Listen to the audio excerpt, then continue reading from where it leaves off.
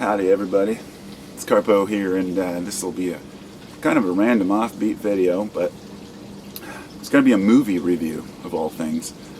And the last movie review I actually did was a video I watched a couple years ago, I think, called Kumare, K-U-M-A-R-E, on Netflix.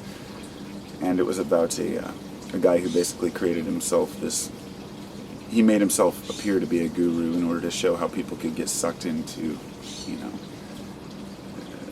believing anything. But as far as like fiction movies, I don't really have many that I'm a big fan of. The 90s produced a lot of cool movies that I liked. I really enjoyed The Matrix, and kind of had this feeling that movies have kind of gone downhill, and when they do pop up, they'll come across at the right time. So for me, and so we went to the Olympic Forest, and we stayed at this cabin. And that evening, we decided to take some MDMA and have kind of a nice family chat evening type thing.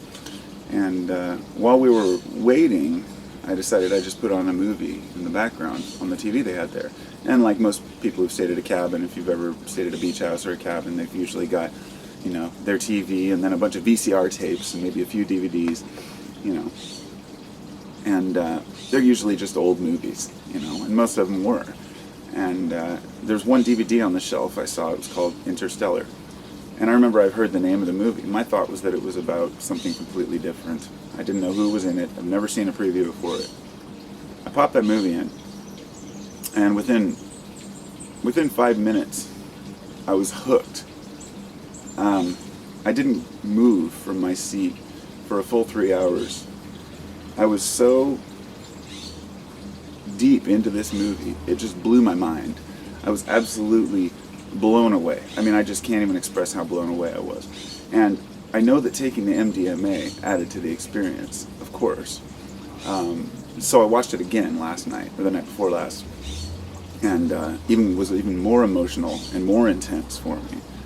So it wasn't a matter of anything I'd consumed. It's just the thinking that went into making a movie like this.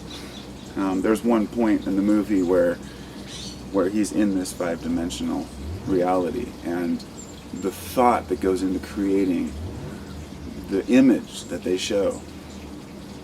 I mean, I can't stop thinking about it. It's just awesome. Now, for a person who may have seen a million commercials about this movie, or it had been all hyped up and everybody's talking about it, then they watch it, maybe they'd be disappointed. This is what often happens with movies. If everyone hypes something up, then you expect something. For me, I expected a really crappy movie, and it turned out to be like the best movie I've seen in a really long time. And a lot of it has to do with the science involved, a lot of it has to do with the emotion involved, but for most of all, it was I guess it was the humanity and just the situation of the movie. It took a turn that just absolutely just blew my mind. I guess I can't really talk about the movie itself much without a spoiler. So I guess here's what I'll say. If you haven't seen the movie yet, then turn this video off now, because I'm going to give you a spoiler alert. For those who have watched it, the part where he falls into it,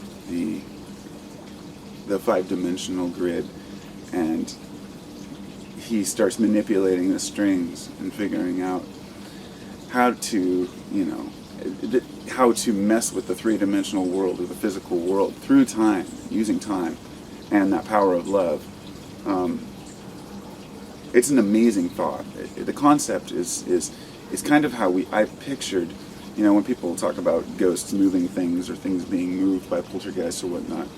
I kind of have pictured it this way, almost like these strings are being manipulated. It has a lot to do with quantum non-locality, I guess, which is kind of a wormhole in itself. The idea that when one thing's impacted, something else is impacted in another area. And I'm not sure what to make of it all. But I'm still processing the movie. I think it was a fantastic film. I think it was well done. And I know I read a few things online to try to explain some of the things to me, such as the circular thinking, as how did he send himself the coordinates, and was it really him, and how did the future generations survive in the first place to send people back? But they never really quite laid out and explained all that. They didn't say this is what it was. They said you just figure it out for yourself. And so there's a lot of scientific argument about what's realistic and what's not. None of that really matters. Nobody really knows what a wormhole looks like or what a black hole is like. Just take it for what it is and say, here's a phenomenal producer here. It was Christopher Nolan, the guy who did Memento. He did The Dark Knight, and he did The Prestige. A couple other movies, good movies, and he's a great producer or director or whatever. But so I guess I just want to say that. Great movie for anybody who hasn't seen it. For those who have, let me know what you think. It's just a phenomenal idea. The mind of the person who created that is just respect.